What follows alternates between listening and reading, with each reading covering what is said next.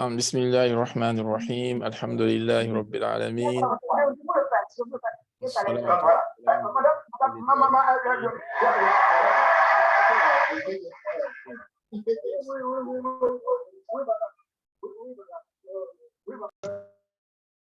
بسم الله الرحمن الرحيم الحمد لله رب العالمين والصلاة والسلام على رسول الله الأمين وعلى آله وأصحابه أجمعين. أما بعد السلام عليكم ورحمة الله وبركاته. Alaikum assalam. Il faut, pour ceux qui ont les micros allumés, il faut les éteindre, sauf s'il y a une question à poser ou voilà. Inch'Allah subhanahu wa ta'ala. Donc, لكل مقام مقال ولكل زمان حديثه. Donc, Inch'Allah, aujourd'hui, nous allons nous concentrer plutôt sur le mois de Sha'ban, bi'idhnillahi subhanahu wa ta'ala. Donc, vu qu'il y a le mois de Ramadan qui arrive, le mois de Sha'ban dans lequel nous sommes, nous allons essayer de parler un peu de ça aujourd'hui, bi'idhnillahi subhanahu wa ta'ala, parce que c'est ce qui est d'actualité. Donc, le mois de Sha'ban, c'est le 8e mois du calendrier hégirien. Le 8e mois du calendrier hégirien. Et le mois de Sha'ban a été connu, d'après ce que certains historiens ont dit, au temps du 5e grand-père du prophète sallam, ou du 5e ancêtre ou ascendant du prophète sallam, qui s'appelle Kilab ibn Murra, al-Jaddul Khamisi, l'Ir-Rasoul sallallahu alayhi wa sallam. Donc, certains historiens disent que c'est pendant cette période que le nom Sha'ban a été dit pour la première fois. Et ça, c'était en l'an, d'après certains, dans les environs de 412 de l'ère chrétienne, dans l'année 412 de l'ère chrétienne. Et c'est au temps de Kilab ibn Murra. Donc, vous savez que Mohammed sallallahu alayhi wa sallam, notre très cher bien-aimé prophète, son père, c'est Abdullah, donc ça fait 1. Son grand-père, c'est Abdul Muttalib, ça fait 2. Son arrière-grand-père, c'est Hashim, ça fait 3. Et le père de Hashim, c'est Abd Manaf, ça fait 4. Et le père de Abd Manaf, c'est Qusay. Et le père de Qusay, c'est Kilab. Le père de Kilab, c'est Murra. Le père de Murra, c'est Ka'b. Le père de Ka'b, c'est Luhay. Jusqu'à Nizar, Ma'ad, Ismaïl, Ibrahim alayhi salam. Donc, si on compte les grands-pères, son 5e grand-père, c'est Kilab ibn Murra. Donc, c'est à cette période-là, à l'époque de Kilab de Murra, que le nom Sha'ban a été donné d'après ce que certains historiens disent. Tayyib. Et pourquoi Sha'ban s'appelle Sha'ban? Pourquoi ce mois a cette nomination de Sha'ban? L'imam Ibn Manzour al-Ifriqi, le grand savant de l'étymologie arabe, ou bien le grand savant de la langue arabe, qui a son livre Lisanul Arab, il dit que Sha'ban, parce que les Arabes كانوا يتشعبون فيه أي يتفرقون في طلب المياه. Donc Sha'ban vient de tasha'ub. Tasha'ub, c'est se disperser pour rechercher quelque chose. Donc pour eux, Sha'ban vient de tasha'ub. Tasha'ub, c'est at-tafarruq. At-tafarruq, c'est se disperser. Et particulièrement les Arabes, à cette période-là, se dispersaient fi talab al-miyah, pour aller rechercher de l'eau. D'autres académiciens de la langue arabe disent que yatasha'abuna fil gharat. Donc, ils se dispersaient pour aller dans les grottes. Les Arabes, ils se dispersaient pour aller dans les grottes à cette période-là. Tayyib. Mais l'imam Tha'lab, il rapporte, toujours c'est dans le dictionnaire de Ibn Manzour al-Ifriqi, que Sha'ban vient de Sha'aba. Sha'aba, qui est un verbe trilitaire. Et Sha'aba, bima'na zahara. C'est apparaître. Pourquoi? Parce que ce mois, yadharu bayna Rajabin wa Ramadan. Donc, Sha'ban, il apparaît entre Ramadan et Rajab. Juste avant Sha'ban, il y a le mois de Rajab. Et juste après Sha'ban, il y a le mois de Ramadan. Donc, c'est un mois qui est entre ces deux mois-là. Sachant que Rajab fait partie des mois sacrés, les 4 mois sacrés. Et Ramadan, c'est Sayyidu Shuhur. C'est le mois le plus important de l'année. Et disons, c'est le chef de tous les mois. Comme Nabi Sassam disait un hadith, Sayyidu Shuhur, Shahru Ramadan, wa Sayyidu al-Ayyam, Yomul Jumu'ah. Donc, le mois le plus important, c'est le mois de Ramadan. Le jour le plus important, c'est le jour de Jumu'ah. Et Sha'ban, il est entre les deux. Donc, certains disent, c'est pour cela, il a été nommé Sha'ban. De Sha'aba, Sha'aba qui veut dire Zahara. Ensuite, Sha'ban, on peut le mettre au pluriel. On dit Sha'banat ou bien Sha'abin. Comme Ramadan, on peut dire Ramadanat. Et on peut dire, pour le pluriel aussi, Ramadin. Donc, Sha'banat ou Sha'abin, Ramadan, Ramadanat et Ramadin. Taïb. Et parmi les choses importantes de Sha'ban, c'est que c'est pendant le mois de Sha'ban que le jeûne du mois de Ramadan a été ordonné. Parce que Allah a révélé au prophète Mohammed sallallahu alayhi wa sallam le jeûne du mois de Ramadan pendant le mois de Sha'ban. Hein? Allah Azza wa Jal a dit « Shahru Ramadan alladhi unzila fihi al-Qur'anu hudan lin-nasi wa bayyinatin min al-huda wal-furqan. Faman shahida minkum ash-shahra falyasumhu » Le mois de Ramadan durant lequel Allah a révélé le Coran. Hudan lin-nasi, et ce Coran-là, c'est une guidée pour les gens. Wa bayyinatin min al-huda. Et c'est une explication de cette guidée. Wa bayyinatin min al-huda wal-furqan. Et aussi, c'est un discernement. Faman shahida minkum ash-shahra falyasumhu. Et celui qui est parmi vous est présent pendant ce mois, qu'il le jeûne. Donc, le jeûne du mois de Ramadan a été ordonné par Allah Azza wa Jal durant le mois de Sha'ban, et ceci l'année 2 de l'Hégire, en l'an 2 de l'Hégire. Et aussi, le mois de Sha'ban est un mois durant lequel il y a eu Taghyir wa Tahwil al-Qibla, c'est-à-dire le changement de la Qibla. Vous savez que pendant 16 voire 17 mois, les musulmans priaient étant à la Mecque en se dirigeant vers Bayt al-Maqdis. Nabi Sassam a prié, étant même à la Mecque en se dirigeant vers Bayt al-Maqdis. Ou bien quand ils sont allés à Médine, pareil aussi en se dirigeant vers Bayt al-Maqdis, c'est-à-dire vers Jérusalem. Et Tahwil al-Qibla a eu lieu aussi l'an 2 de l'Hégire. Certains historiens disent que c'était le 17 du mois de Sha'ban, d'autres disent 15 du mois de Sha'ban. La plupart disent le 17 du mois de Sha'ban, qui a eu Tahwil al-Qibla, le changement de la Qibla. Lorsque Allah Azza wa Jal dit قَدْ نَرَى تَقَلُّبَ وَجْهِكَ فِي السَّمَاءِ فَلَنُوَلِّيَنَّكَ قِبْلَةً تَرْضَاهَا فَوَلِّ وَجْهَكَ شَطْرَ الْمَسْجِدِ الْحَرَامِ. Allah a ordonné à Nabi sallallahu alayhi wa sallam de diriger son visage vers le Masjid al-Haram, c'est-à-dire vers la Mecque, pour pouvoir accomplir sa prière. Et cet événement a eu lieu aussi durant le mois de Sha'ban de l'année 2.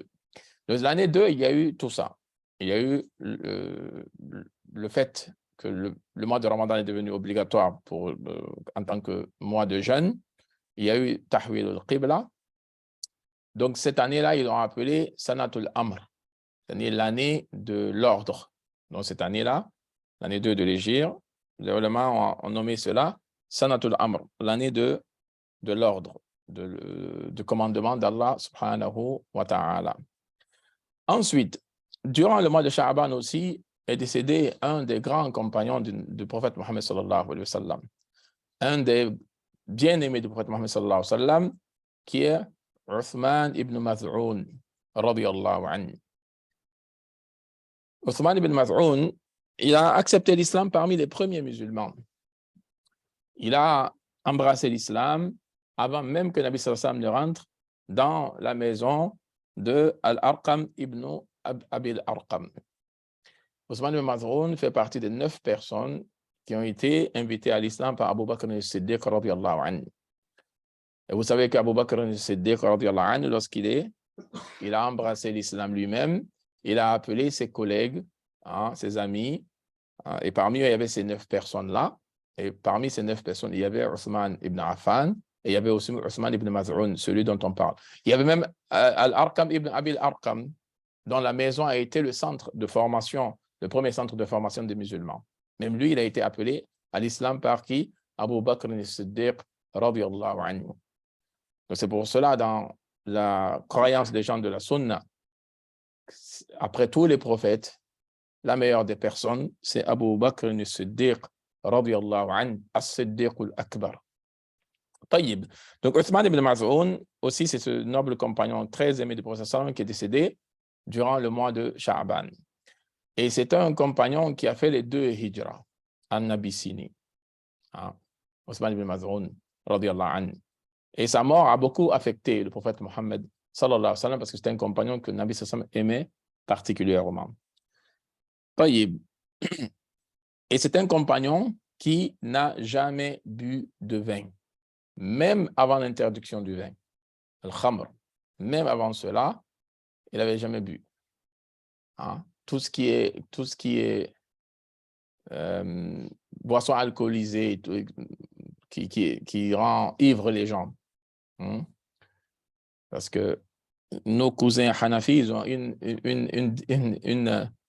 définition un peu différente de khamr que les autres écoles. Mais bon, ça c'est dans le fiqh.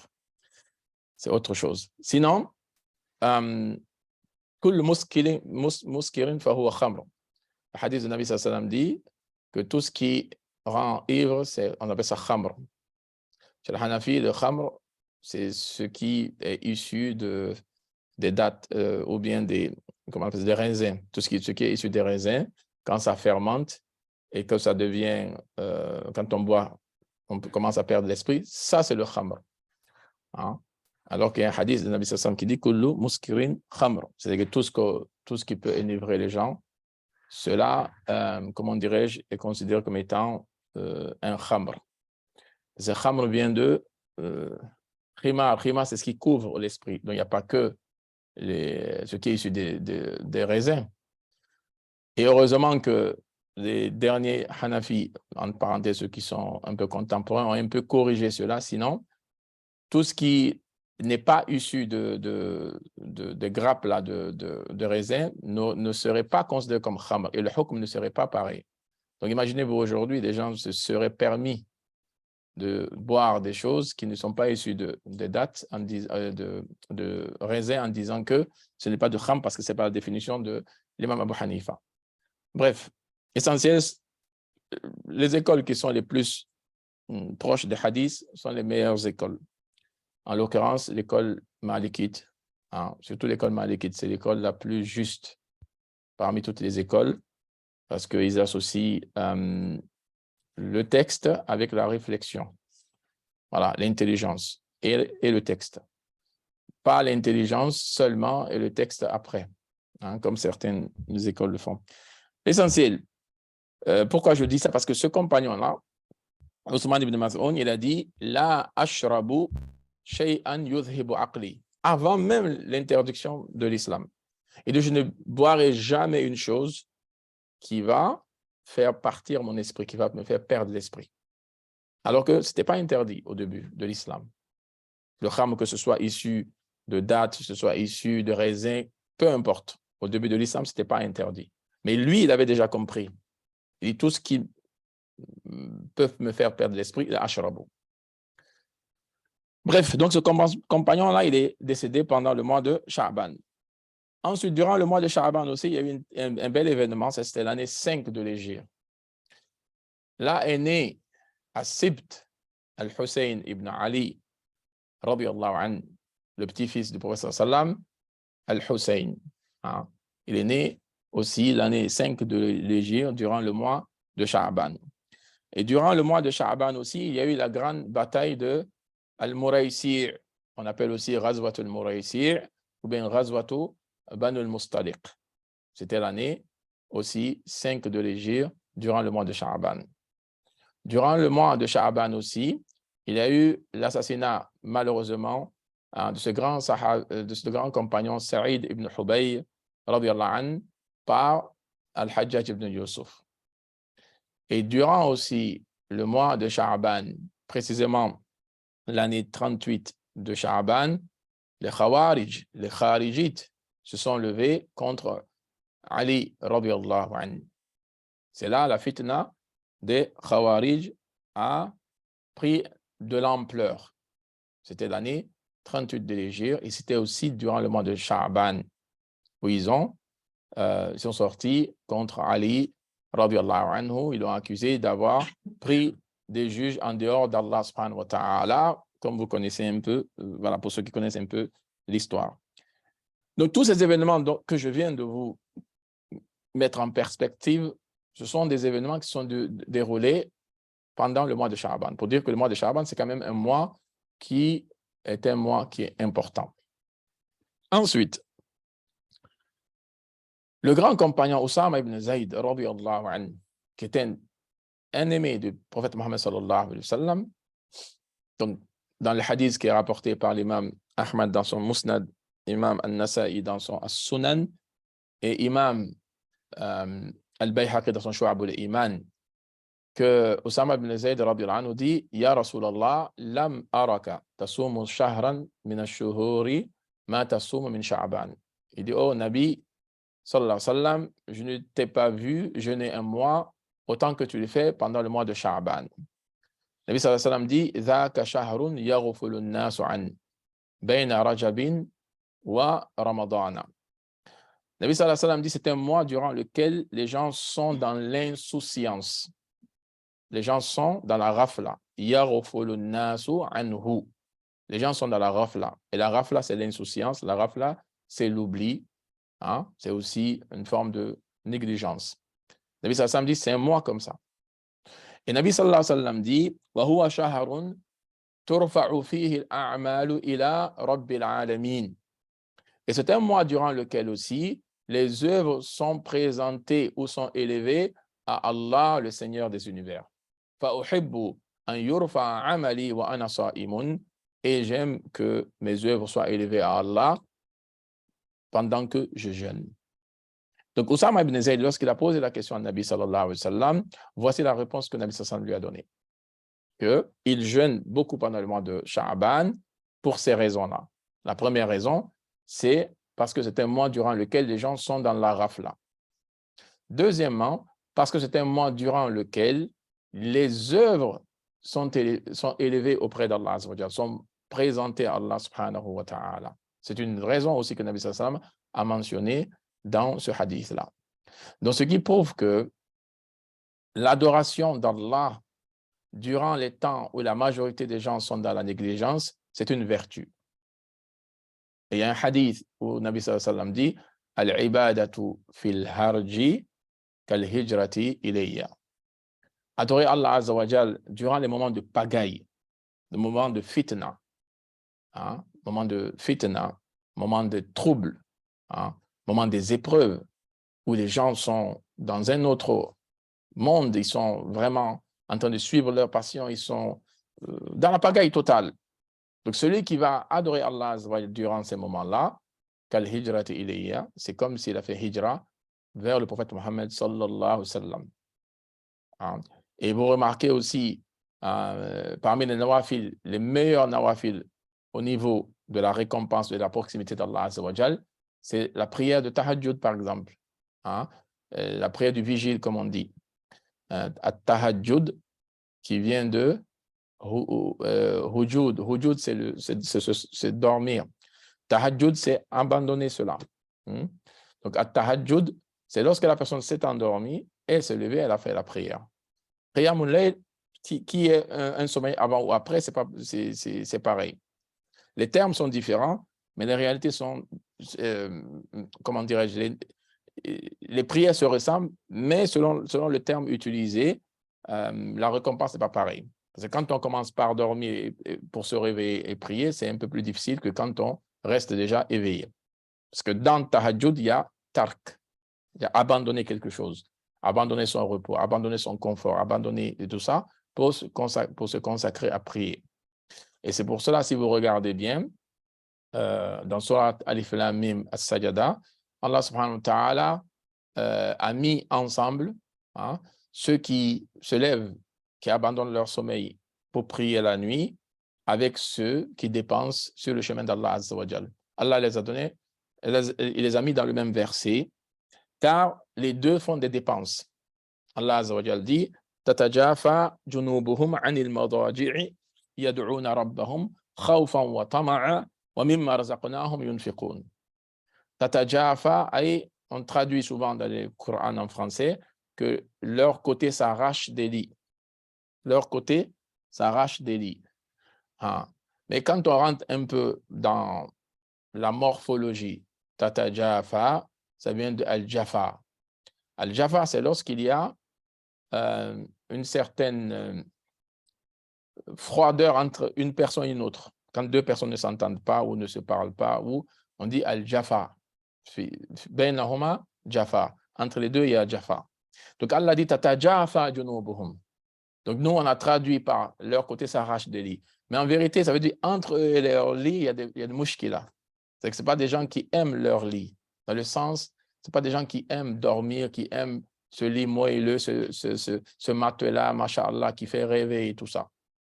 Vous voyez? C'est pour ça, Nabi sallallahu alayhi wa sallam, quand il dormait une fois et que dans une version, Omar radiallahu anhu, dans une autre version, c'est Abdullah ibn Mas'ud radiallahu anhu qui est venu voir Nabi sallallahu alayhi wa sallam, quand il s'est réveillé, il avait des traces sur le visage.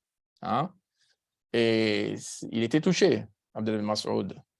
Il dit, oh Nabi, pourquoi tu ne nous dis pas qu'on te donne, on met quelque chose de plus moelleux pour toi afin que tu puisses dormir. Et là, Nabi sallallahu alayhi wa sallam dit, Mali wali dunya ma ana fi dunya illa karakibin istawalla tahta shajaratin thumma raha wa tarakaha. Il dit, oh, qu'est-ce que j'ai à faire avec dunya? Qu'est-ce que dunya a à faire avec moi? Mon exemple et celui de dunya est comme une personne, un cavalier qui s'est ombragé sous l'ombre d'un arbre et qui est parti ensuite. Il y en a qui a laissé l'ombre et qui est parti. Vous voyez comment Nabi sallallahu alayhi wa sallam a répondu à ces compagnons-là. Donc Allah dit Tatajafa junubuhum anil madaji'i. Ces gens-là, leur côté s'arrache des lits. Mais en vérité, entre eux et les lits, il y a un mouchkila. Ce n'est pas un plaisir pour eux de dormir. Comme nous, c'est un plaisir pour nous de dormir. Et Allah dit, leur côté s'arrache, pourquoi? Yad'una rabbahum khawfan wa tama'a. Ils invoquent leur Seigneur par crainte et aussi par espoir. Et Allah dit, wa mimma razaqnahum yunfiqun. Et ceux dont nous les avons octroyés, ils dépensent. Entre nous, regardez, le fait qu'ils se lèvent de leur lit pour adorer Allah, Allah l'a connecté avec wa mimma razaqnahum yunfiqun, et de ce que nous les avons donné, ils dépensent. Ça, les ulama disent, qallama tajidu qa'iman bil-layli bakhilan bin-nahar. Que tu ne trouveras quasi jamais, une personne qui prie constamment la nuit, qui est avare le jour. Tu ne trouveras pas ça. Rarement. Qa'iman bil-layl, bakhilan bin-nahar, non. Pourquoi? Parce que dans les deux, il y a infaq. Dans les deux, il y a dépenser. Tahajjud, c'est quoi? Infaq ou raha. C'est dépenser son repos. Et dépenser, donner, c'est infaq ou mal. Infaq. Dans les deux, il y a infaq. Donc, celui qui ne peut pas dépenser son repos, comment va-t-il dépenser de son argent? Celui qui ne peut pas dépenser son repos pour Allah Azza wa Jal, ce qui gagne, pourquoi il sera généreux? Non. Et aujourd'hui, regardez la situation de la communauté. On attend qu'il y ait des catastrophes, on attend qu'il y ait des problèmes, on attend qu'il y ait des tremblements de terre, on attend tout ça pour que les gens commencent à dire, bon, bismillah, il faut donner, il faut ceci, il faut cela.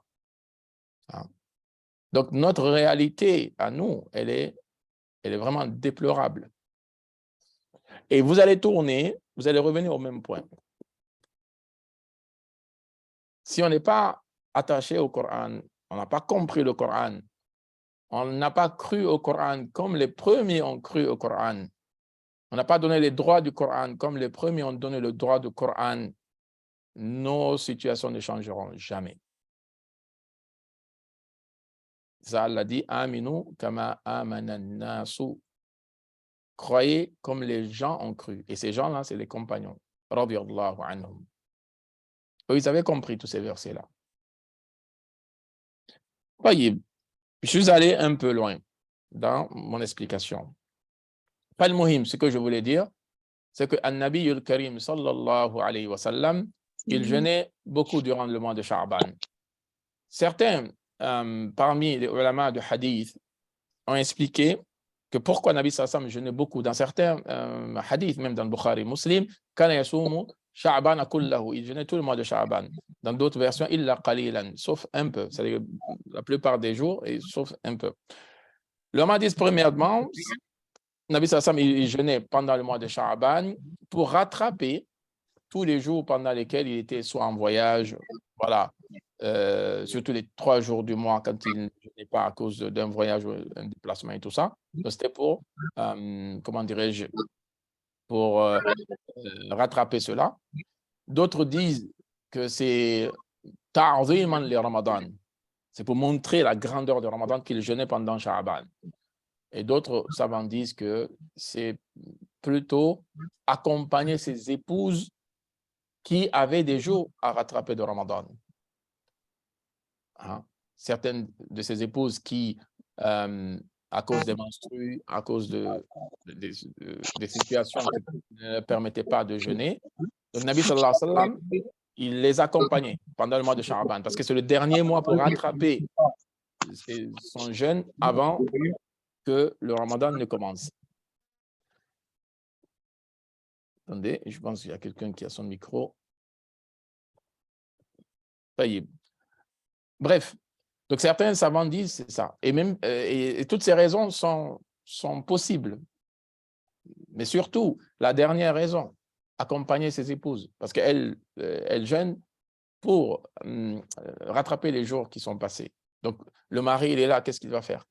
Hein? Donc, il jeûne aussi pour les accompagner, ce qui montre quand même l'harmonie dans un couple. Hein? Surtout au niveau de l'adoration d'Allah subhanahu wa ta'ala. Qu'on soit en phase dans l'adoration d'Allah subhanahu wa ta'ala. Ce n'est pas le mari, il est à l'est, la femme, elle est à l'ouest. Le mari, il pense ibada. La femme, elle pense al-mal. Si les deux ne vont pas ensemble, si les deux ne pensent pas ensemble, si les deux n'ont pas les mêmes priorités, si les deux n'ont pas les mêmes attentes, ça sera un peu compliqué. Ça, Nabi sallallahu alayhi wa sallam dit, Fadfar bizati din taribati yadak. Tu veux te marier, il n'y a pas de souci. Pour la beauté, il n'y a pas de souci. Pour les biens, il n'y a pas de souci. Pour la famille, que c'est une famille noble, il n'y a pas de souci. Mais le conseil de Nabi sallallahu alayhi wa sallam dit, Fadfar bizati din taribati yadak. Et nous, on traduit, comme le français, il est pauvre par rapport à l'arabe, toutes les autres langues sont pauvres par rapport à l'arabe, on traduit « choisis celle qui a la religion, sinon tes mains seront remplies de terre ». C'est ce qu'on traduit.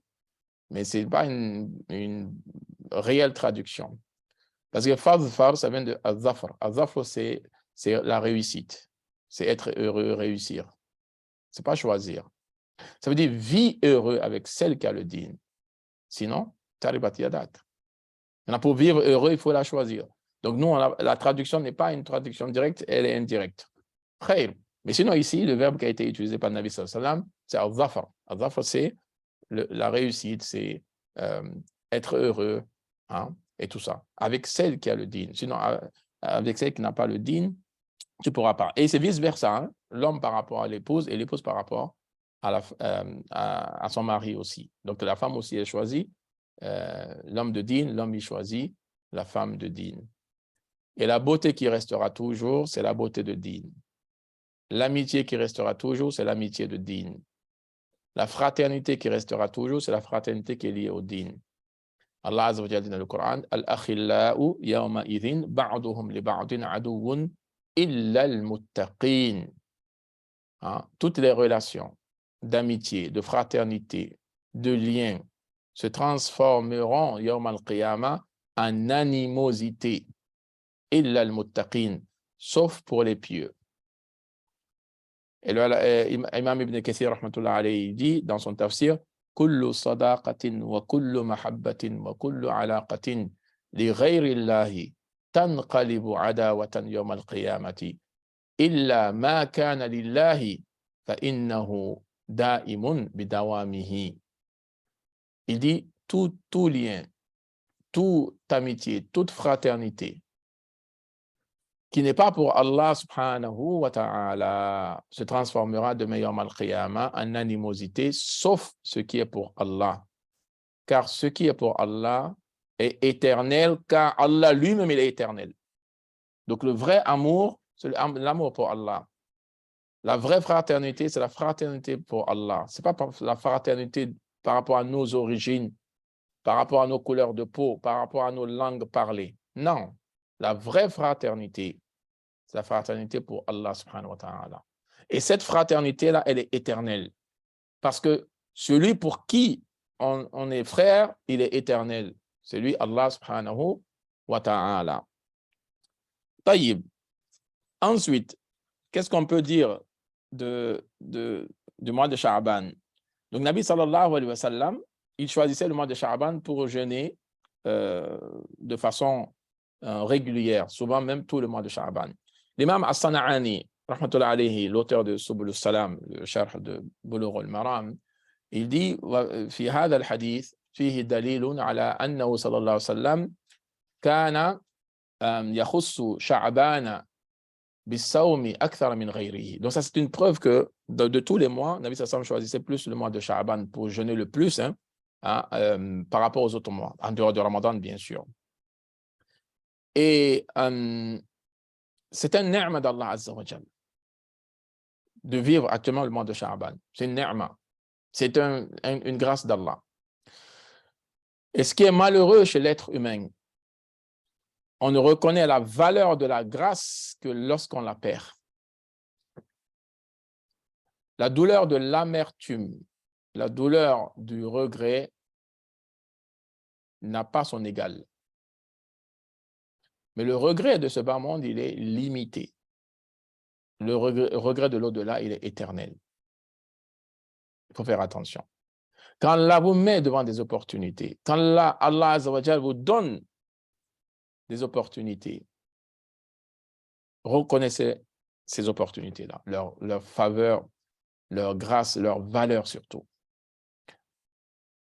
Parmi les anciens, il disait « Man lam ya'rif qadra an-ni'ami biwujudiha arafaha biwujudi fiqdaniha » Man lam ya'rif qadra an-ni'ami biwujudiha arafaha biwujudi fiqdaniha.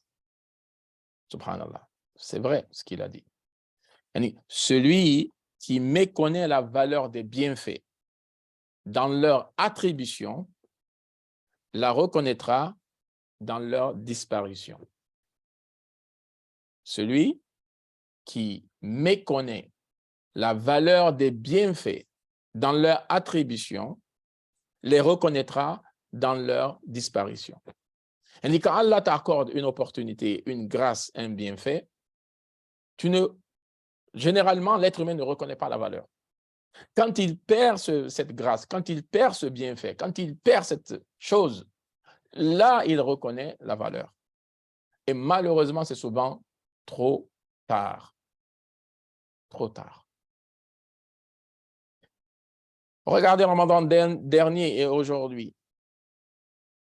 Et nous sommes dans quoi? Peut-être quelques semaines, 2 semaines, ou voilà, environ. Vous n'avez pas vu comment le temps il est passé? Je me rappelle, on était dans une assise comme ça ici aussi, dans Sha'ban dernier. Combien de jours se sont écoulés? Comme si c'était hier. C'est Allah Azza wa Jalla dans le Coran. هو الذي جعل الليل والنهار خلفة لمن أراد أن يذكر أو أراد شكورا. L'alternance de la nuit et du jour, c'est pour 2 choses. Pour ceux qui veulent réussir. Deux choses. Allah dit, c'est lui, Allah, qui a fait de l'alternance de la nuit et du jour, qui fait alterner le jour et la nuit. Pourquoi?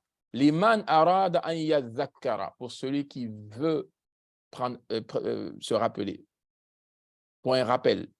Ou arada shukura, ou qui veut montrer sa gratitude à Allah. C'est quand tu vois se succéder les nuits et les jours, normalement, ça doit être un rappel pour toi. Ça doit être un rappel pour toi. Parce que tu vois que tu vieillis. Tu vois que tes enfants ont grandi. Tu vois que les gens autour de toi ne sont plus les mêmes qu'il y avait 10 ans, 15 ans, 20 ans.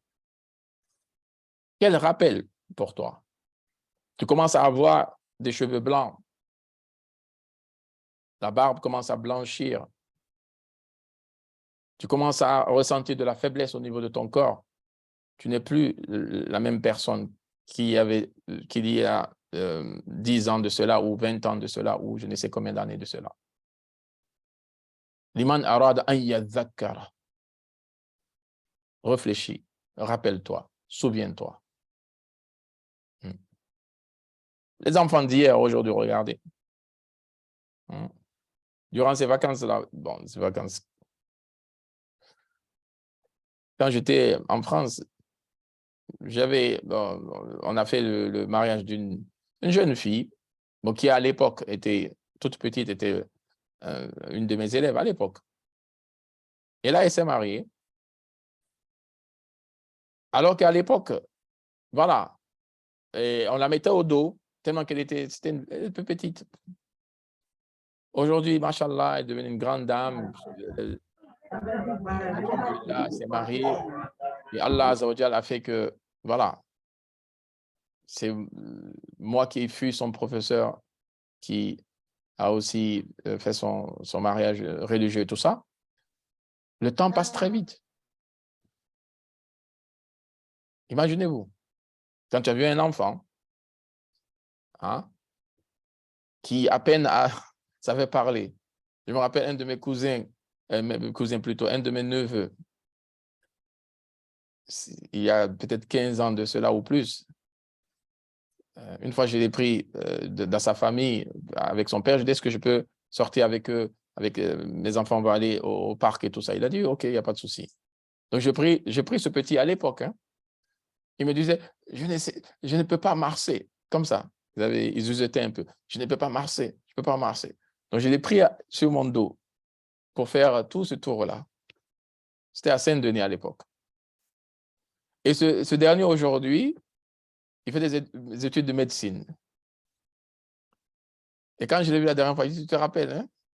Je ne sais pas marcher. Je ne sais pas marcher. Tu étais tout petit. Hein? Tu me disais que tu ne pouvais pas marcher pour aller jusqu'au parc. Il fallait que je te prenne sur mon dos. Et aujourd'hui, tu fais des études de médecine. Wallahi, mes frères, le temps passe vite. Arrêtons les projets je sais pas, à long terme. Ça, vous savez, c'est shaitan, ça. Hein? Tout le amal. Fais comme si tu vas mourir demain. Attends, dans 10 ans, je vais faire ça. Attends, il faut que... Arrêtez. Dis-toi que demain, là, je peux mourir. Et demain, même, c'est loin. Cette nuit, tu peux mourir. Cette nuit, même, c'est loin. Peut-être même avant qu'on termine ce cours, tu vas mourir. Hier, en Côte d'Ivoire, ils ont enterré un des grands savants. Cheikh Dabo, il s'appelle. Un homme qui prêchait à la mosquée, où on était tout petit, 5-6 ans à l'époque. Ça fait plus de 40 ans qu'il prêche dans cette mosquée. Ce cheikh, il est décédé. Hier, ils m'ont appelé pour me dire, oui, il est décédé, voilà, voilà, voilà. On dit, mais subhanallah, c'était la première personne qu'on entendait prêcher et traduire les versets coraniques de l'arabe en français. Parce qu'on était petits, on ne connaissait pas ces choses-là. Car plus de 40 ans, je vous dis, il prêchait dans cette mosquée la parole d'Allah subhanahu wa ta'ala. Aujourd'hui, il est parti. Et combien sont partis? Combien sont partis? Donc, il faut arrêter. Votre nafs là, il faut le presser un peu. Inna nafsa la'ammaratun bis-sou. Le Coran, il est clair. L'ego ne va jamais t'ordonner ce qui est bien. Donc, arrête de le nourrir, arrête de le bichonner. Quand tu es en colère contre une personne et que cette colère te pousse à dire des choses qui sont mauvaises ou à agir mal, en vérité, tu obéis à ton ego. Et Shaitan, il est à côté, il se moque de toi. Ton ego a eu le dessus sur toi, alors que ton ego, c'est ton ennemi le plus redoutable. Nabi sallallahu alayhi wa sallam a dit, ton ennemi le plus redoutable, c'est le nafs qui est en toi. Ça, Allama ibn al-Qayyim dit, الدنيا والشيطان عدوان خارجان والنفس عدو داخلي وسنة الجهاد أن قاتلوا الذين يلونكم. Que le dunya et Shaitan sont deux ennemis externes. Shaitan ne vit pas en toi. Hein? Dunya ne vit pas en toi. Donc arrêtez d'accuser Shaitan pour tout, arrêtez d'accuser Dunya pour tout. C'est trop facile. وَالنَّفْسُ عَدُوٌ دَاخِلِيٌّ. Ton orgueil, ta fierté, vous m'excusez du terme, ta fierté à 2 francs, parce que tu n'es rien devant Allah Azza wa Jal. Tu mesures quoi devant Jibril alayhi salam? Jibril même, il est très loin. Tu mesures quoi devant les autres anges d'Allah Azza wa Jal? Allah a des créatures plus grandes que toi. Allah a des créatures dhul quwwatil matin. Allah a des créatures plus fortes que toi, plus puissantes que toi. Allah a des créatures qui sont en soujud depuis qu'ils sont créés. Ils sont en recours depuis qu'ils sont créés. Tu penses que ton recours que tu fais, tu le fais mal, Allah en a besoin. Ton sujoud que tu fais, tu le fais mal, tu penses qu'Allah a besoin de ça. Ton jeûne que tu fais, et tu passes tout ton temps sur Netflix, tu passes tout ton temps sur ton téléphone, tu penses que ce jeûne-là, Allah en a besoin. Quand tu sors et tu te pavannes dans les rues, tu penses que même tu fais le zikr d'Allah, tu penses que ce zikr, Allah en a besoin. Allah a des des anges qui font tasbih jour et nuit, la yafturun, qui ne s'interrompent pas, ils ne mangent pas, ils ne boivent pas, ils ne font que ça. Toi, tu es qui, toi? Tu es un grain de poussière dans l'immense univers d'Allah. Réfléchissons un peu, mes frères. Parce qu'on pense qu'on a de la valeur aux yeux d'Allah. Nous sommes miskin, ibn miskin. Devant Allah, nous ne sommes absolument rien. Ya ayyuhan nas, Allah a déclaré, c'est une déclaration divine. Ô humains, antumul fuqara'u ila Allah, vous êtes les pauvres envers Allah. C'est-à-dire que vous avez tous besoin d'Allah. Wallahu al-ghaniyul hamid. Allah, c'est lui qui est al-ghani. Al-ghani, celui qui est au-dessus de tout besoin. Al-hamid, celui qui est digne d'être loué. C'est Allah Azza wa Jal. Allah, il te lance une maladie aujourd'hui, tu vas faire quoi? Ceux qui ont des maladies de Parkinson, ceux qui ont des maladies d'Alzheimer, comment ils font aujourd'hui? Ils oublient, ils tremblent. Comment? Ils n'arrivent même pas à tenir un verre dans leurs mains. Qui sommes-nous? Pourquoi cette fierté? Pourquoi cet orgueil? Elle va nous mener à quoi?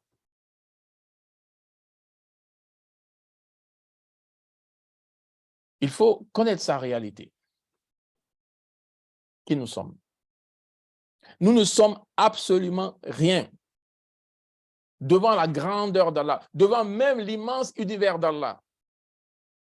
Allah, il est Rabbul Alamin, le Seigneur des univers. Vous pensez qu'il n'y a que l'univers des humains? Les ulama disent, La ya'lamu adad al-alamina illa Allah wahda. Personne ne connaît le nombre d'univers qui existent sauf Allah Azza wa Jal. Nombre de créatures sauf Allah Azza wa Jal. Personne ne connaît le nombre. Toi, tu es, ton espèce, notre espèce humaine, c'est une parmi des univers d'Allah Azza wa Jal. Donc, arrêtons de penser que si nous pratiquons le dîn, nous faisons bénéficier les gens. C'est nous qui allons bénéficier. C'est toi qui as besoin de ta prière, c'est toi qui as besoin de ton jeûne, c'est toi qui as besoin de te lever la nuit pour prier. Tu as besoin de faire les ablutions. Tu as besoin de lire le Coran. Le Coran n'a pas besoin de toi. La prière, elle n'a pas besoin de toi. L'étude, tu penses que l'étude, elle a besoin de toi? Tu lis, tu ne lis pas, tu apprends pas. C'est toi qui profites. Mais sache qu'avant toi, des gens sont passés. Hein? Des gens qui ont pleuré dans leur studio, ils ont vécu sur cette terre. Des gens qui ont passé toute la nuit à lire un verset, à répéter le même verset jusqu'au matin. Des gens qui ont fait une rakat en restant tout le Coran comme Ousmane radhiyallahu anhu, ils ont vécu sur cette terre. Qui es-tu, toi? Qu'est-ce que tu arrives à faire? Tu as du mal à te lever pour Salat al-Subh. Tu as du mal à faire tes prières à l'heure. Et tu penses que tu es quelqu'un?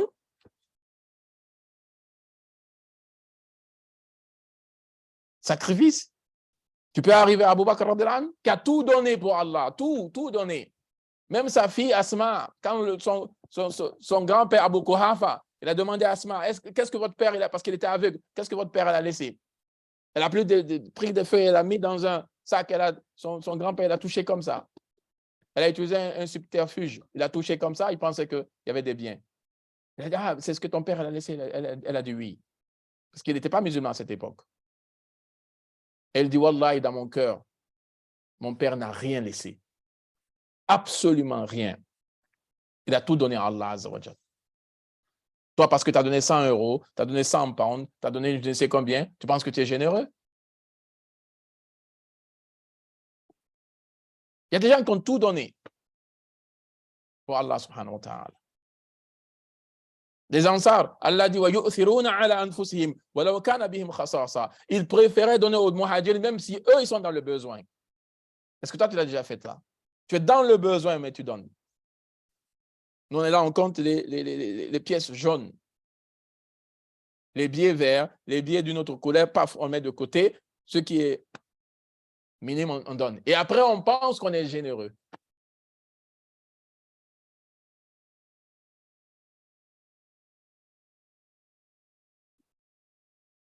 Wallahi, Allah nous a donné la ni'ma d'être musulman, la ni'ma d'être en vie aujourd'hui, la ni'ma de vivre ce mois de Sha'ban. Faisons que ce Ramadan soit un Ramadan particulier pour nous. Préparons-le à partir de Sha'ban. Préparons-le d'abord en préparant nos cœurs. Préparons-le en préparant le goût dans l'adoration d'Allah Azza wa Jal. Ibn Rajab al-Hanbali rahmatullah alayhi disait que les musulmans avant, lorsque le mois de Sha'ban commençait, ils se plongeaient dans les mushaf, le Coran, ils le lisaient. Et certains parmi eux donnaient leur zakat pendant le mois de Sha'ban pour que le da'if, le faible et le pauvre ait de quoi manger pour le mois de Ramadan. Ils sortaient les zakat pendant le mois de Sha'ban. C'est ça, se préparer pour Ramadan. Ce n'est pas préparer pour Ramadan, c'est pas dire je vais prier dans quelle mosquée, quel imam, quelle voix qui va mieux réciter le Coran. Les gens, quand on parle de Ramadan, c'est ça qui est dans leur tête, alors que préparer Ramadan, ce n'est pas ça. Préparer Ramadan, c'est que toi-même, tu sois content que le mois de Ramadan, il n'arrive pas que toi. Toi, ta famille, ton épouse, ton époux, tes enfants, tout le monde est content. Comme si vous attendiez un invité d'honneur qui va venir vous préparer. Et se préparer pour Ramadan aussi, c'est connaître les ahkam, connaître les règles pour jeûner. C'est pas Ramadan, il commence, on appelle les ulama matin, midi, soir. Bon, si je fais ça, est-ce que mon jeûne il est valide, est-ce qu'il n'est pas valide? Normalement, c'est avant que Ramadan arrive, tu dois avoir appris toutes ces masaïl. Ça fait combien d'années tu jeûnes le mois de Ramadan et combien d'années? Si on te pose la question aujourd'hui, quels sont les actes obligatoires du jeûne? Quels sont les actes sunna du jeûne? Qu'est-ce qui peut annuler ton jeûne? Est-ce que tu les connais? Combien de Ramadan tu as jeûné dans ta vie? Toujours, tu es au même stade. Tu n'évolues pas, tu n'avances pas. Et il se pourrait que ce Ramadan soit le dernier de ta vie. Il se pourrait même que tu ne vivras même pas ce Ramadan, parce qu'on est encore à quelques jours de Ramadan. Il se pourrait. Donc, quand tu vis dans un ni'ma, comme le poète il a dit, إِذَا كُنْتَ فِي نِعْمَةٍ فَرْعَهَا. Tu es dans une ni'ma, préserve cette ni'ma, protège cette ni'ma. فَإِنَّ الذُّنُوبَ تُزِيلُ النِّعَمْ. واحفظ عليها بشكر الإله فإن الإله شديد النقم. Tu es dans une ni'ma, protège cette ni'ma. Car les péchés sont la cause d'éradiquer les ni'ma. C'est pour cela qu'il ne réussira jamais celui qui ne se remet jamais en question. Pointer les gens du doigt, c'est trop facile. Hein? Foulan. Facile. Pointe-toi du doigt. Et dis-toi maintenant, je vis ma vie pour l'au-delà. Je commence aujourd'hui, ma préparation pour l'au-delà. Dis pas dans 1 an, dans 2 ans, dans 10 ans. Il y a certaines personnes, quand tu parles avec eux, moi, je suis ici pour le moment, peut-être que dans 2 ans, 3 ans, je vais faire ça. Mais mon ami, 2 ans, 3 ans. Certains pieux, quand ils mettaient un pied, un pas, ils se disaient, est-ce que je vais mettre le second pas, étant encore en vie, que ma malakul maut n'est pas venu prendre mon âme. En marchant, il n'est pas sûr de mettre le second pas. Parce que pour lui, d'ici là, il se pourrait qu'il meure. Alors que toi, tu es en train de te projeter, je ne sais dans combien d'années.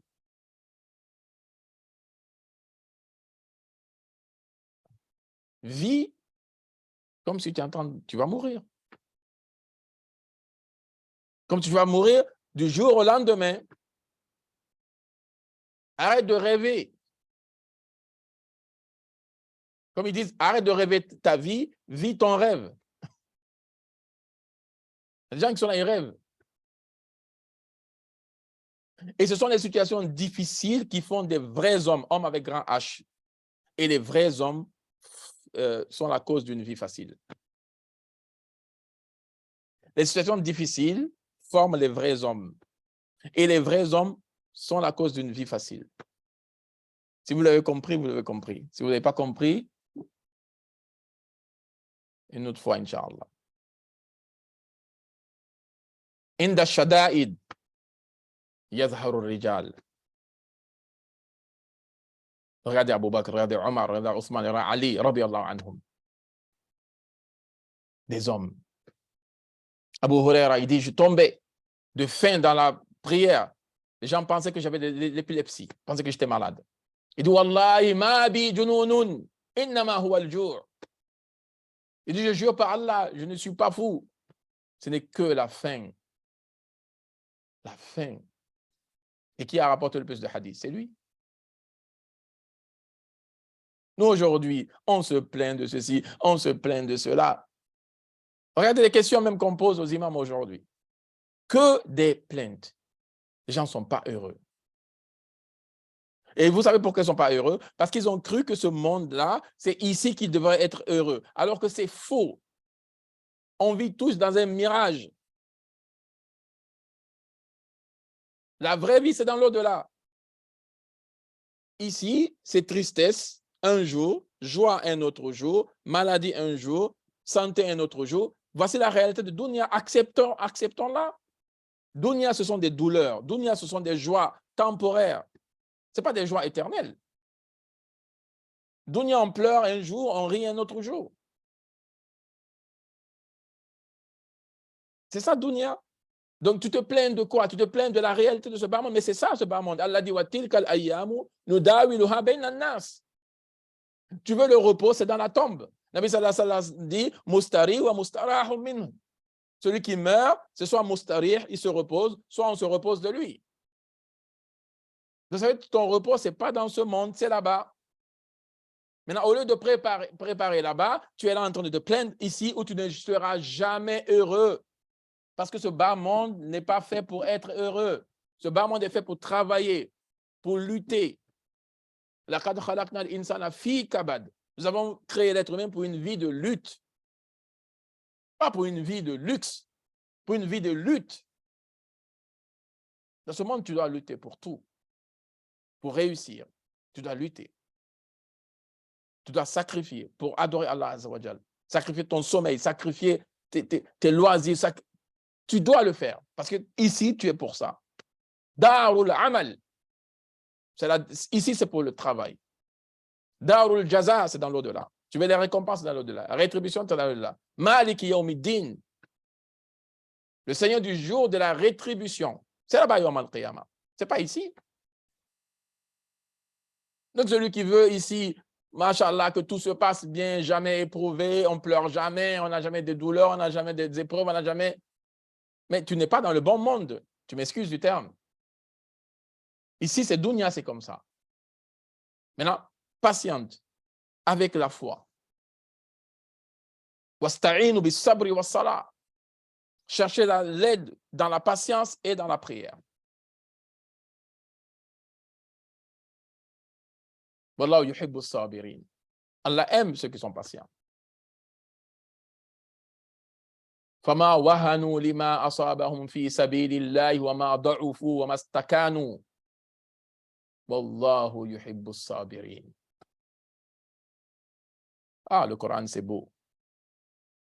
Allah dit فما وهنوا لما أصابهم في سبيل الله. Ils n'ont pas fléchi par rapport à ce qui les a atteints pour la cause d'Allah.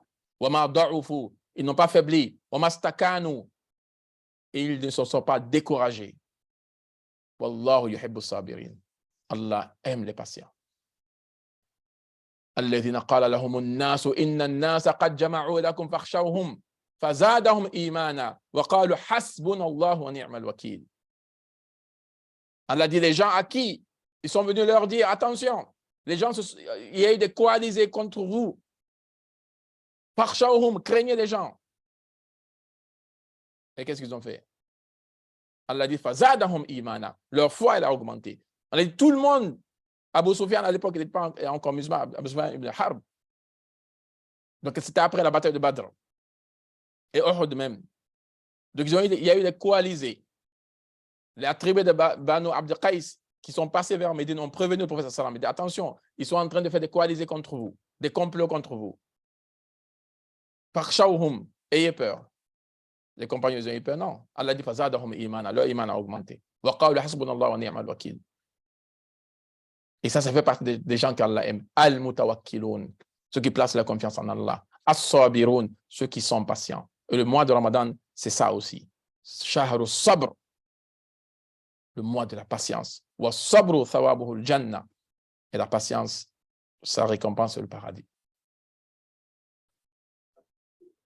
Donc, mes frères et sœurs, je n'ai pas fini de développer tout ce que je voulais développer. Falillah ilhamd. Mais je voulais vous parler de cœur à cœur. Parce que souvent, on est dans les livres, souvent, on est dans plein de commentaires. Il faut se parler de cœur à cœur. Arrêtons les rêves. Le dîn, ce n'est pas des rêves. Le dîn, ce n'est pas des prévisions. Le dîn, c'est la réalité. Aujourd'hui, quel est ton poids dans le dîn?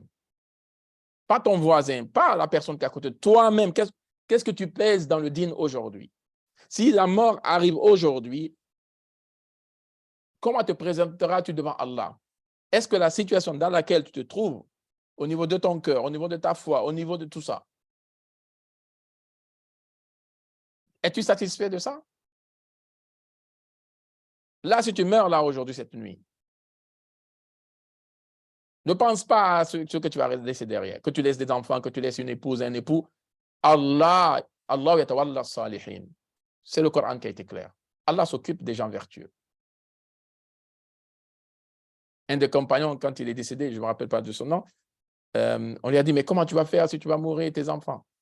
Il dit, mes enfants, s'ils sont salihin, khalas. Inna Allah yatawalla salihin. Allah s'occupe des salihin. Khalas. Tu penses que c'est toi qui nourris tes enfants? Tu penses que c'est toi qui entretiens tes enfants? Tu penses que c'est toi? Ce n'est pas toi du tout. Toi, tu as une cause. Même une cause que Allah peut te changer du jour au lendemain. Sinon, il y a combien de veuves dans le monde? Combien d'orphelins dans le monde? Hein? Ils vivent encore. Alhamdulillah. Donc, arrête de conditionner la vie de tout le monde à toi. Si je ne suis pas là, mes enfants vont faire comment? Ma femme elle va faire comment? Mon mari va faire comment? Parce que tu t'es donné de l'importance. Tu penses que tu es nécessaire dans la vie des gens. Tu n'es pas nécessaire du tout. Tu es nécessaire pour toi-même, pour ta vie. Chacun a son risque. Chacun a son qadar. Chacun a son destin. Chacun de tes enfants ont leur destin. Chacun. 2 enfants n'auront pas le même destin. Ça, chaque enfant qui vient, il vient avec son risque. De ceux qui disent, je ne veux pas faire beaucoup d'enfants parce que, oui, j'ai peur, comment on va les nourrir, comment... Ça, c'est des gens qui ont la faiblesse de la foi. Nam. Parce que chaque enfant qui va venir, il viendra avec son risque. Parce qu'Allah dit, aucun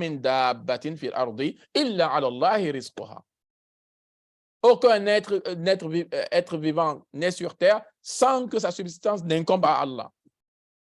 Tu as 10 enfants, les 10 enfants, ils viennent avec leur subsistance. Tu en as 20, les 20, ils viennent avec leur subsistance.